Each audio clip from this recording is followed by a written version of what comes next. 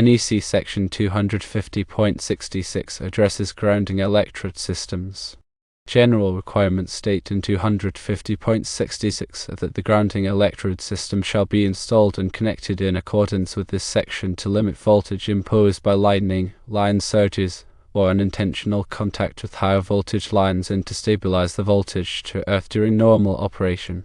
250.66c says that the grounding electrode system shall ensure that there is no objectionable current flow through the grounding conductors, grounding path, or grounding electrode to introduce voltage gradients or hazardous conditions. Now let's consider grounding coverings. Concrete encased electrodes, according to 250.66d2, shall be embedded at least 3 feet below finished grade in at least 2 feet of concrete. There's an exception for when encountering rock or other conditions. The electrode may be installed at a depth less than 3 feet, extending horizontally the same distance from the bottom of the concrete as it is below grade.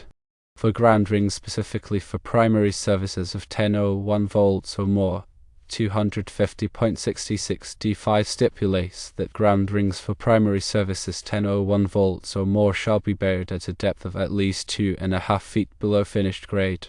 Lastly, considering uncovered electrodes, 250.66d6 states that uncovered electrodes shall be embedded at least 6 feet below finished grade or shall consist of multiple electrodes, at least 10 feet apart, buried at least 3 feet below finished grade.